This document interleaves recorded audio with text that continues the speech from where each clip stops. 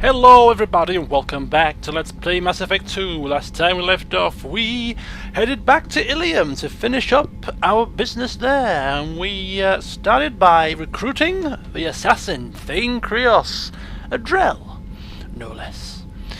So this set of updates is going to involve us going back once again to Illium, this time to recruit the Justicar Samara, and then no doubt we shall have to find pastures new. But before we proceed with today's set of updates, we unlocked a Codex which I actually was quite interested to read last time, but since we spent most of the update, or at least half of it, reading through dossiers and stuff on board the Shadow Broker's lair, we didn't read it, because we had an overload of information. But this time we're going to start the session by reading about the Yarg. The Yarg are a race of massive apex predators from the world of Parnak, whose rise to sentience in no way blunted their violent nature. A group of Yarg is unable to cooperate until a single leader has been determined through either social maneuvering or brute force, but no grudges are held once the Yarg establishes dominance. Former rivals serve their new superior's purpose with unflinching loyalty and relentless determination, a legacy of their origin as pack species. Their 8 eyes are another sign of their hunter ancestry. All 4 pairs are geared toward tracking down and predicting the movements of prey. Sophisticated and keenly developed sensitivity to movement and light have made Yargs masters at reading body language, regardless of species. Much to their short-lived chagrin, the Council's first contact teams discovered it was nearly impossible to lie to the Yarg. The Yarg had technology equivalent to 20th century Earth standards when they were discovered by the Council in 2125. The Council's ambassadors approached the Yarg as friends and allies instead of subordinates, a baffling sign of contempt from newcomers on Parnak. The Yarg attacked when it became apparent that the alien diplomats stubbornly considered themselves sovereign people instead of new underlings. Parnak remains off limits by order of the Council, which fears that the Yarg's size, aggression and obsession with control make them poorly suited for integration into the galactic community. Which is why until now we have not seen any of them, I imagine.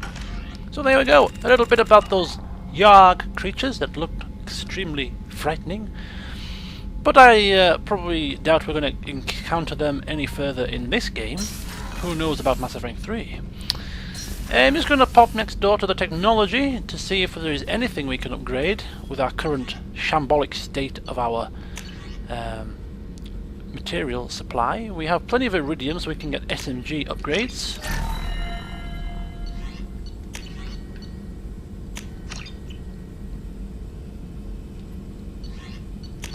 Assault rifle accuracy, we can get that as well. So it's not too bad actually, not too bad at all, still looking good, but running ever so low on materials. Check if we have any messages. No messages for you, Commander. Thank you, Kelly. Go have a chat with Joker, because he always brands up our day, and then we shall head to speak with Thane before going back down planet side. Oh, another dangerous alien aboard, Commander. Thanks. Why can't you collect coins or commemorative plates or something? Ah, come on. You know they're not so bad. I assume everything is going well up here? Quiet enough. What the... Trouble? No, it's nothing. Son of a... Very funny, Edie. Real original. Stop it. You did insist on manual control, Mr. Moreau. What happened there? Did she play with your chair or something? That's it for now. See you, Commander. Bit of fun and games with Joker's spinny chair. I always say you're never a man in power until you have been given a spinny chair. Okay, so life support. I think that is on the crew quarters level.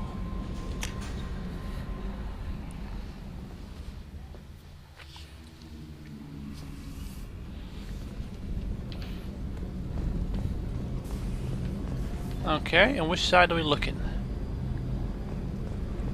Life support, I think, is in here. Ah, oh look! Weapons collections. How very nice.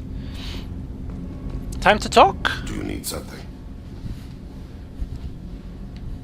Have a few minutes to talk? Certainly. We haven't had a chance since I joined. When we met you, you said you were dying. Yes. I thought you'd want to know more. You don't have to worry about the rest of the crew. My illness is not communicable, even to other Drell. It's called Keprel syndrome. Keprel syndrome. What exactly is the problem? My people are native to an arid world. Most of us now live on Kaje, the Hanar homeworld. It's very humid and rains every day. Our lungs can't deal with the moisture.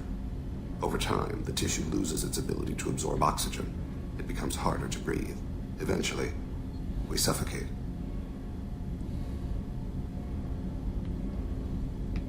Are you going to be alright until the end of the mission? I should be fine for another 8 to 12 months. The more time I spend in humid environments, the faster it progresses. I think it's safe to say that by the time my body is incapacitated, we'll be victorious. Or dead. Either way, I won't be a burden to you. Is there anything we can do here? Normandy has a state-of-the-art medical bay. No, thank you. It's being attended to. If the finest medical minds in the Hanar illuminated primacy can't solve the problem, I doubt your ship's medic could. Thank you for your concern.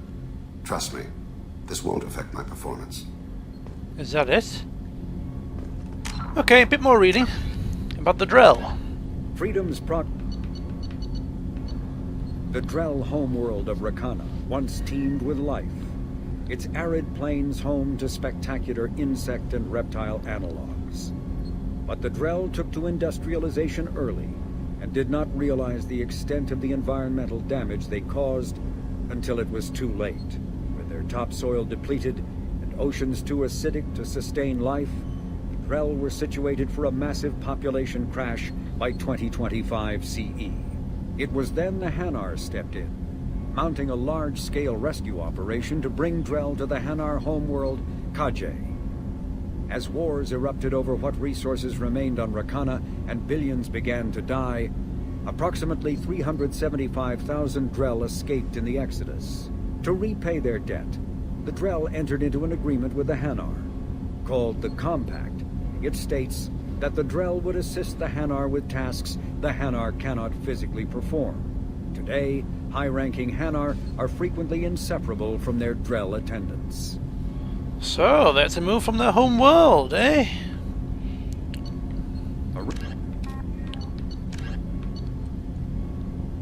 Drell are omnivorous reptile-like humanoids with an average lifespan of 85 standard years. They give live birth to their young, who are capable of eating solid food from the moment they are born. Drell appearance is very similar to Asarian humans, but their muscle tissue is slightly denser than that of humans, giving them a wiry strength. Many of their more reptilian features are concealed, like a 3-chambered heart with a muscular ridge that is capable of shunting oxygenated and deoxygenated blood as needed. One unique characteristic, however, is the hyoid bone in their throats, which allows them to inflate their throats and produce vocal sounds outside of the human range. Would-be assassins have noted that these two features make Drell extremely hard to strangle or suffocate. Because the Drell ancestors emerged from arid rocky deserts, the humid, ocean-covered Hanar homeworld of Kaje proved tolerable only when the Drell stayed inside a climate-controlled dome city. Due to this huge disparity in the two species' homeworld environments, the leading cause of death among Drells on Kaje is a bacterial lung disease called Keprel syndrome. With the generation of the Drell's arrival on the planet, the disease had become resistant to Hanar antibiotics and other advanced treatments. Once an infection settles in, death is slow but imminent. Transplants may buy time, but as the infection spreads to the other major organs, there comes a point of diminishing returns and eventual system failure. Well, that's not nice. Do you need something? You mind if I ask you a few questions? Not at all. When you pray for the wicked, who exactly are you praying to? That depends on the circumstance. To find my target, I speak with them on Kira, Lord of Hunters. When I act to defend another, Arashu, goddess of motherhood and protection. And when I have taken my target, I speak with Kalahira, goddess of oceans and the afterlife. I didn't know that Drell had many gods. It's one of our older beliefs. Many embrace the Hanar and Kindlers now, or the Asari philosophies. The old ways are dying. There are so many ways to interpret one's place in the universe. Who needs the wisdom of our ancestors? The younger generations don't believe they can help us fathom genetic engineering, orbital strikes, or alien races. The Drell live on the Hanar homeworld, don't they? Yes. I know many think the Hanar are difficult to understand. It's just that they're very formal with those they don't know. We know them quite well. If you ever get close enough to a Hanar that they tell you their soul name, you would find them warm. I thought that Hanar only let very close friends know their soul name. Most of my commissions were for Hanar. I grew close to my regular contacts. Soul names tend to be poetic. A Hanar known for its cynicism might take a name that means illuminates the folly of the dancers. We need to have the best equipment possible to take on the Collectors. Do you have any leads I could chase down? My old contact network often located rare equipment for me. Would you like me to get in touch with them? Let's see what they've got. What have they got? A modular probe bay. Oh, gives me additional probes.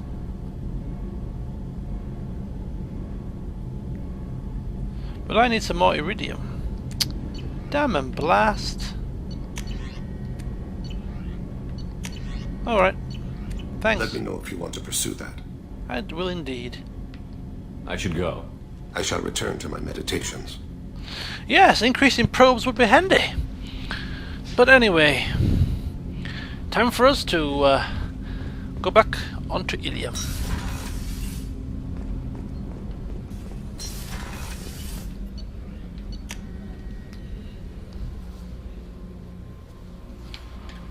Ah, lovely. No messages for you, Commander. Thank you, Kelly.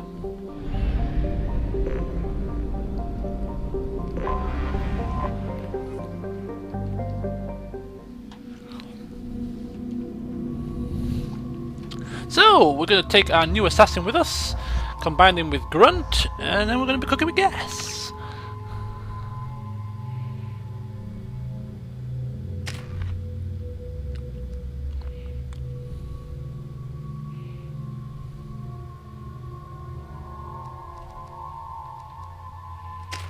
$22 points. Whoa. Throw.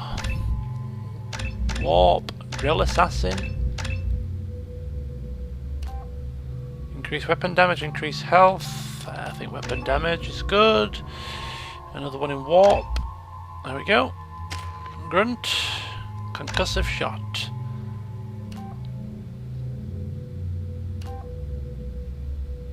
Multiple opponents. We'll give that a blast. So, what weapons is Thane taking? Thane, you take the Viper Sniper and the Locust SMG.